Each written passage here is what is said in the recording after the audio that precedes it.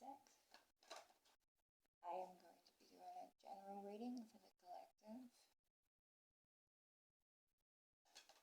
And following this lunar eclipse in Libra, I don't doubt that there's going to be lots of energy shifts and lots of new things coming up. I've heard from quite a few other tarot readers that there's a lot of, shifts in the universe as it comes to the energy of twin flames and unions and breaking out of those old cycles. And I guess in this age of Aquarius, we will definitely be seeing a lot more of that happening soon once the twin flames majority of them come into union. I suppose the context of this reading is going to always be a general collective type of reading unless it's stated otherwise. But I do an oracle card first, and I'm going to clarify with the angel guides tarot cards, and then I clarify it out. So first we get painting the roses red in reverse, covering up errors, and this is usually about the inability to kind of stand up for what you know is wrong and stand up for what you know you're hiding in the background. This can be viewed as, in the upright position, it would very much be more about having those kind of shadow aspects of yourself where you're definitely hiding those things in the background. You're definitely hiding those things from other people.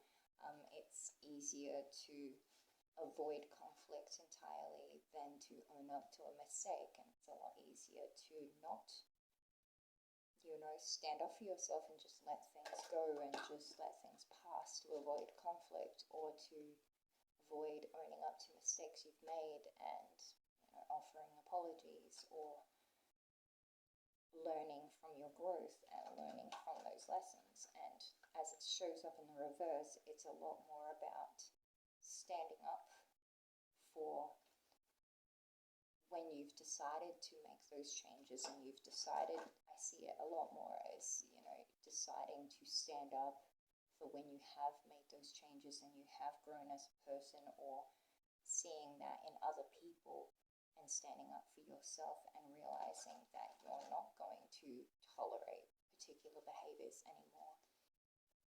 Okay, we're going to get some past, present, and the future energies for the collective. I like to use oracle cards to help people gain kind of context and set a course basically for where they can see the reading going. So usually within the first couple of minutes, if you don't really kind of get a bit of, oh, this is me, it can be pretty easy to start out with an oracle card and go, oh, that doesn't really sound like my situation. Some people like to stay for the rest of the reading and kind of go, well, it might be me, it might not be me, but I guess us seasoned people that sit there listening to tarot readings on a daily basis can kind of pick up our intuitions a little bit different. So it's not so much that you don't need the reading, but you can kind of pick up pretty quickly whether or not it's resonating in your life before you get to the depth of a reading. But energies also change quickly, so make those decisions as they come, I guess. Okay, so in the most recent past, you get the Seven of Cups. In your present, you get the Ace of Pentacles. And in your future, you get the Balance card of Sadkiel, which is very much that Sagittarian energy.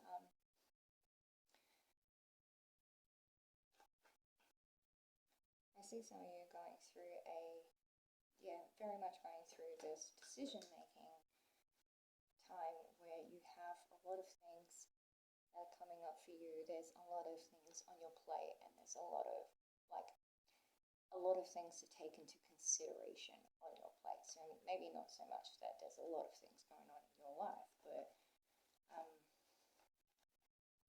the importance of clarifying what it is that you know you need to work on. For some of you, this might be starting out a new business or starting out, a new way of going about business, and coming up and knowing that you need balance and the moderation. You need to be able to take things from one cup to another and be able to transpire that in your life. And with the Ace of Pentacles, with this balance card, it's a lot more about knowing how one thing is kind of flowing into another. So with these lessons coming up, these decisions that you need to be making, and seeing how making this decision for yourself can really be able to help that flow of your life get into a more balanced way, and not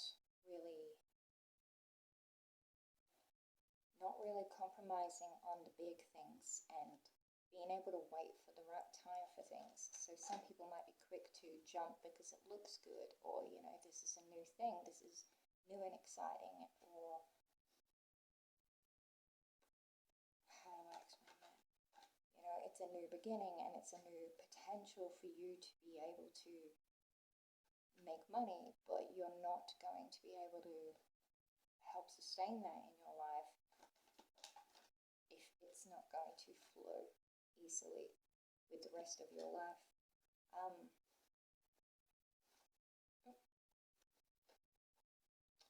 You get the King of Swords, the Empress energy, and the King of Pentacles.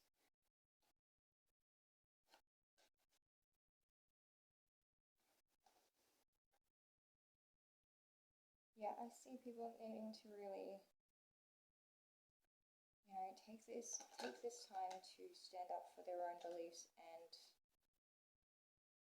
speak their mind for what they want, and be able to go towards what they want, and go towards that nurturing, loving energy of, I'm going to do what's best for me, and I'm going to take on what is actually considerable in my life, and not just kind of going with this works for me in this aspect of my life, but it doesn't nurture me. Like it doesn't bring me to a place of being able to nurture myself. Something keeps blocking you from being able to do this, and you may need to go out and consider all of the aspects before kind of making a decision towards something, and being able to come into this place of accepting an opportunity that you may not believe is going to help you nurture your life.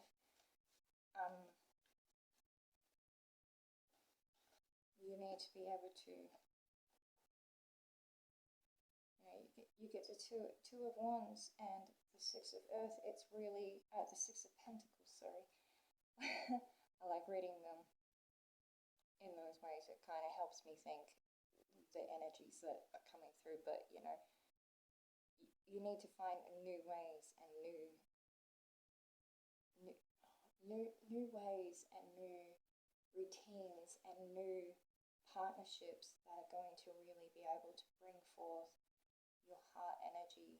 Because you also, Two of Cups flew out at me. Having these partnerships that really help you flow through and cycle through, like if you can imagine it like a big, what can I imagine it as? Like those sand things, those toys in the playground where the sand goes in one thing and then it cycles through another thing and it cycles through another thing.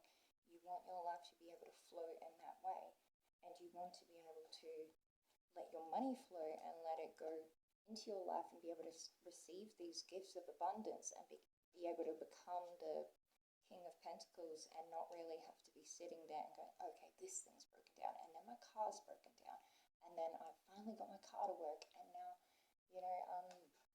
my kid's school is ringing me up, and I can't balance this and that and this and that and this and that all at the same time. And it's about trying to find a new way of going through things, where you can usually take on these energies of, making the decisions that are best for you and best for your heart, that will put you in that place of nurturance so that you're not going to keep going through these repetitive cycles of, well, now this thing's fucking up, and now this thing's fucking up, and now this thing's fucking up. With the Seven of Cups, this is one of my favorite cards because they usually, like, it says things like stop procrastinating and, do the research that you need to do. And I take that more as a case-by-case basis, but how they like to clarify is like, what area of your life is seemingly being dysfunctional or is repetitively going through the cycle of dysfunction, and taking a real look at that and making like an impartial decision as to why those things keep popping up, whether you have a block towards particular things, and so it's affecting every area of your life. So you may have a particular block towards money or status, or how to balance out your work and your relationships together at the same time. And nurturing yourself and this Empress energy is kind of, they say give birth to your dreams. And it's kind of that energy of, if you can dream that, I want to have a relationship where I'm not constantly having the demands of, I want to be able to balance my relationships and my family life in a way that's not making me constantly be demanded to sacrifice myself and constantly being asked to sacrifice my dreams at the cost of a relationship. It's usually because there's something out of balance either in that relationship or in that balance of, work, life, family, friends. Somewhere in there's something off about it, and it's really taking a look at, like, researching yourself and taking a look at the lessons that you've already learned for yourself and seeing where things may be blocked so that these cycles don't keep repeating themselves and you don't keep ending up in, well, this thing's fucking up this week and this thing's fucking up the next week. I'm going to use a different deck and clarify. Yeah. You get the Queen of Cups with the Two of Cups and Three of Cups. That's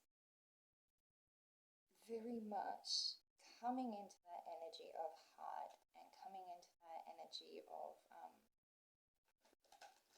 getting mutual respect for your dreams and for where your heart's desire is kind of leading you. Being able to kind of, go to someone like, this is what I'm willing to offer you, and this is what you're willing to offer me. And these things, all come in together, and they come into this union, or they come into this friendship, or this community of people who don't expect you to go above and beyond past yourself and past what you're willing to give and past what you're about in order to fill up someone else's cup. Like, you're willing to sacrifice your own needs and wants or desires for another person is not a humble thing. Self-sacrificing is not selfless at all. It's just a contract of selfishness.